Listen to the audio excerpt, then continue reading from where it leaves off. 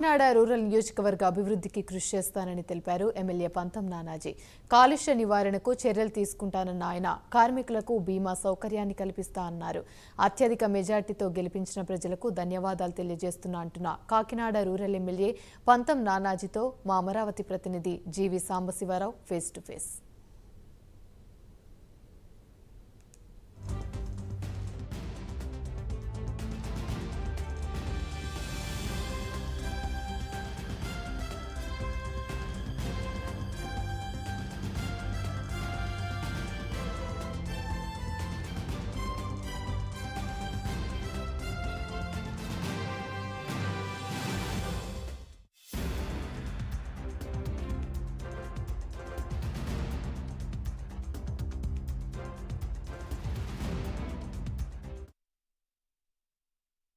జరిగినటువంటి ఎలక్షన్లో ఏదైతే జనసేన పార్టీ 21 ఎమ్మెల్యేలు పోటీ చేశారో అందులో కూడా హైయెస్ట్ మెజార్టీ సాధించి ఏదైతే జనసేన పార్టీని కీర్తి ప్రతిష్టలను అయితే ఆమాంతం కూడా పైకి తీసుకెళ్ళినటువంటి వ్యక్తి ప్రస్తుతం పంతం నానాజీ గారు మనతో ఉన్నారు.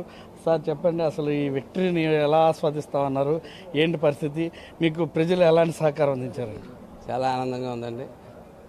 ప్రజలు పెద్ద పెట్టిన పవన్ కళ్యాణ్ గారిని ఆశీర్వదించాలని చెప్పి డిసైడ్ అయ్యారు. అందులో భాగంగానే మేము అందరూ కూడా ఆశీర్వదించబడ్డాం.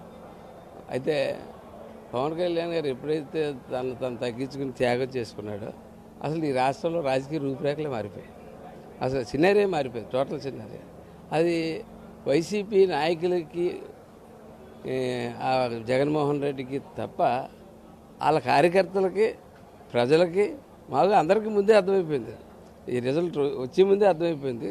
ఖచ్చితంగా వాళ్ళ పోలింగ్ రోజునంటే ప్రజలు ఏం కోరుకుంటున్నారు, ఎటువంటి వ్యక్తిని కోరుకుంటున్నారు, ఎటువంటి ప్రభుత్వాన్ని కోరుకుంటున్నారు, చంద్రబాబు పవన్ కళ్యాణ్ గారి సారథ్యంలో జరగబోయే ప్రభుత్వం కావాలని ఎలా కోరుకుంటున్నారు, కనీసం మౌలిక వసతులు కూడా కల్పించలేని ప్రభుత్వాన్ని వద్దనుకున్నారు. ప్రజలు మేము క్యాన్వాసింగ్కి వెళ్తా ఉంటే ప్రజలు మళ్ళీ మాణిక్యాలు ఎక్కడ అడగలేదు. పూర్వం మాకు కమ్యూనిటీ హాల్ కావాలంటే అది కావాలి, ఇప్పుడు అలాగ అడగట్లేదు. ఆఖరికి అడుక్కుంటున్నారు, మాకు రోడ్డు వేసి పెట్టాం, కొంచెం డ్రైన్ వేసి పెట్టి మా ఇంట్లో నీళ్ళు ఇంట్లో ఉండిపోతున్నారు, కొంచెం డ్రైన్ దోమలు, మంచినీళ్ళు కావాలి, కొంచెం మంచినీళ్ళు ఇప్పించండి. ప్రజలు ఏ స్థితికి దిగజారిపోయారంటే మౌలిక వసతులు కూడా అడుక్కునే స్థాయికి దిగజారిపోతే రిజల్ట్ ఇలాగే ఉంటుంది. ప్రజల దగ్గర నుంచి ఈ టైపే రిజల్ట్ ఉంటుంది. అది ప్రత్యేకంగా మనం ఓటు అడగక్కర్లేదు, ఏం తిరగక్కర్లేదు. కానీ మా కార్యకర్తలు మా నాయకులు చాలా కష్టపడి తిరిగి వాస్తవాలు ప్రజలకు తెలియజేశారు. కానీ తీరా మాకు వెళ్ళాక డోర్ టు డోర్ వెళ్ళిన తర్వాత మాకు అర్థమైంది ఏంటంటే మేము తెలియజేయాల్సిన అవసరం లేదు, ప్రజలే మాకు తెలియజేస్తూ ఉన్నారు వాస్తవాలు. అదే ఇవాళ ఓటు రూపంలో రిఫ్లెక్ట్ అయింది. ఇవాళ ఆ 10 సీట్లు కూడా ఏదో గాలివాటంగా ఏదో వచ్చిన సీట్లు లోకల్ నాయకత్వంలో ఉన్న గొప్పతనం వల్ల దేనివల్ల వచ్చిన సీట్లు తప్ప వైఎస్ఆర్ పార్టీ గురించి వచ్చింది కాదు. వైఎస్ఆర్ పార్టీకి ఇది ఆఖరి ఎన్నిక. దీంతో వైఎస్ఆర్ పార్టీ క్లోజ్ అయిపోతూ ఉంది. ఎందుకంటే జనరల్గా పార్టీకి ఇన్ఫ్రాస్ట్రక్చర్ ఉంటుంది, ఈ పార్టీకి స్ట్రక్చర్ లేదు. ఓన్లీ అతని చరిష్మాతోటి, దొంగతనంతో, దొంగ అబద్ధాలతోటి ఒక్కసారి చూడడంతో వచ్చినటువంటి పార్టీ అది. ఆ పార్టీ ఇవాళ ఏమైందంటే ప్రజలు వద్దనుకున్నారు. తర్వాత చూడాలి ఎస్సీ ఓటు బ్యాంక్ ఉందన్నారు, 2 బూతులు చూసి లెక్కెడదాం. ప్రతి చోట కూడా ఎంతో మెరుగైన స్థాయిలో ఎస్సీ ఓటు బ్యాంక్ కూడా మాకు చాలా భారీ ఎత్తున పడ్డది. కాబట్టి ఇంకా ఏమీ లేదు, ఆ పార్టీ స్ట్రక్చర్ లేదు, నాయకుడు లేదు.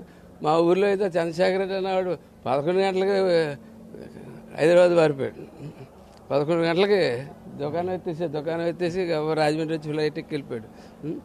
అది పరిస్థితి, పార్టీ పరిస్థితి అది. మనం చూస్తూ ఉన్నాం, ఏదైతే ప్రజలు మిమ్మల్ని నమ్మి కాకినాడ రూరల్లో అత్యధిక మెజార్టీ అంటే 78,000 మెజార్టీ ఇచ్చారంటే సామాన్యమైనటువంటి విషయం కాదు. బహుశా అంత మెజార్టీ ఆ నియోజకవర్గంలో ఇప్పటివరకు కూడా అంటే ఆ జిల్లాలోనే కూడా వచ్చి ఉండకపోవచ్చు కూడా. కాబట్టి అక్కడ ఉన్నటువంటి ప్రజలకి మీరు ఎమ్మెల్యేగా అయ్యారు కాబట్టి ఇప్పుడు ఏం చేయాలనుకుంటున్నారు? అక్కడ ఉన్నటువంటి సమస్యలపైన ఎలాంటి సమస్యని క్లియర్ చేయబోతా ఉన్నారు? నేను అదే చెప్తా ఉన్నాను. నాకు ఒక ఎంపీకి రావాల్సినటువంటి మెజార్టీ నాకు ఒక ఎమ్మెల్యేకి ఇచ్చారు. ఇచ్చినప్పుడు నా మీద బాధ్యత పెరిగిపోయింది. ఎందుకంటే ఇప్పుడు నాలో టెన్షన్ స్టార్ట్ అయింది.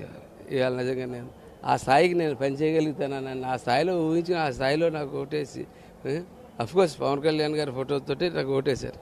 కానీ ఆ బాధ్యత నేనే కదా చేయవలసిన బాధ్యత నాకు ఉంది. కాబట్టి ఆ బాధ్యత శిరావధి చేస్తాను. ఎందుకంటే నేను ఎన్నికల్లో పెద్ద ప్రామిస్లు ఏం చేయలేదు.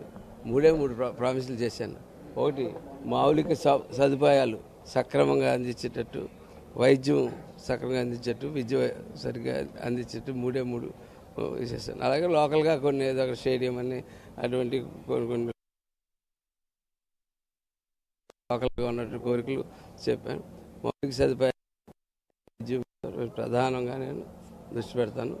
హాస్పిటల్కి దగ్గర బృందాలు పెడతాను. జనరల్ హాస్పిటల్లో జాయిన్ అయిన దగ్గర నుంచి డిశ్చార్జ్ అయ్యేదాకా కూడా బృందాలని సగరంగా దగ్గర చూసుకుని, అంటే అక్కడ ఉన్న డాక్టర్లు సిబ్బంది పనిచేయరని కాదు, కానీ వాళ్ళకి అసిస్టెంట్. ఎందుకంటే ఎవరైతే పేషెంట్ కూడా అటెండెంట్ వస్తాడో అతను నరకం చూస్తాడు గవర్నమెంట్ హాస్పిటల్లో.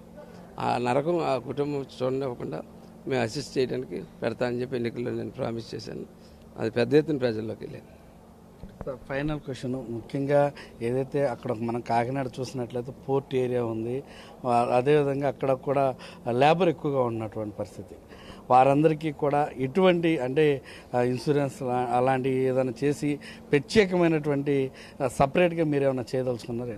అరే, ఇది జనరల్గా ఈ ఇండస్ట్రీస్ ఏదైతే ఉన్నాయో ఇండస్ట్రీస్ వాళ్ళే అన్నీ చేయాలి. అవి ఏంటంటే పొలిటీషియన్స్ ఎప్పుడైతే ఇండస్ట్రియలిస్ట్ దగ్గర నుంచి డబ్బులు ఆశించడం మొదలుపెట్టినప్పుడు అనేక అంశాలు ఈ లేబర్కి కానీ ఉద్యోగస్తులకు కానీ రావాల్సిన అంశాలు అనేక అంశాలు పక్కదారి పడతాయి. అటువంటి పక్కదారి పడకుండా పూర్వం ఎలాగైతే ఉండేదో అదే పద్ధతిలో ముందు స్టాఫ్ వెల్ఫేర్, పొల్యూషన్ గురించి కూడా ప్రజలు వెల్ఫేర్ ఆ రెండే చూసుకుని ఇండస్ట్రీస్ కావాలి మనకి ఖచ్చితంగా. వాళ్ళకి వీళ్ళకి మధ్యలో సమన్వయకర్త కిందండి ఖచ్చితంగా వారికి అందవలసినవి ప్రజలకి వీళ్ళకి సమన్వయకర్తగా ఉన్నట్టు పొల్యూషన్ లేకుండా చూసుకుంటే ఎటువంటి బాధ్యతలన్నీ నేను నిర్వర్తించడానికి ఇవన్నీ నేను లోకల్ ఎజెండాలో ఖచ్చితంగా అన్నీ చెప్పాను. ప్రతిరోజు రోజుకు ఒక ఎజెండా తయారు చేసి ఏవేవి ఉన్నాయో చెప్పారు. నిరుద్యోగ సమస్య బట్టి కూడా మన ఫ్యాక్టరీస్ని మన దగ్గర నుంచి ఆదరించుకుంటే మన వీళ్ళ మధ్యలో ఒక సమన్వయం చేసుకుంటే ఖచ్చితంగా ఫ్యాక్టరీస్ మంచి ఫ్యాక్టరీస్ వస్తాయి. మంచి కోస్ట్ అది. మా కాన్స్టిట్యున్సీలో చాలా పెద్ద కోస్ట్ ఉంది. పక్కనే పవన్ కళ్యాణ్ గారి కోస్ట్ ఉంది, పవన్ కళ్యాణ్ గారి యొక్క కాన్స్టిట్యున్సీ ఉంది. కాబట్టి ఆ రెండు ఆయనతో పాటు ఆయన ఆదేశించి అన్నీ చేస్తే ఖచ్చితంగా బాగా డెవలప్ చేయగలం, బాగా అందరి ప్రమాణాలు మెరుగుపరుస్తాం.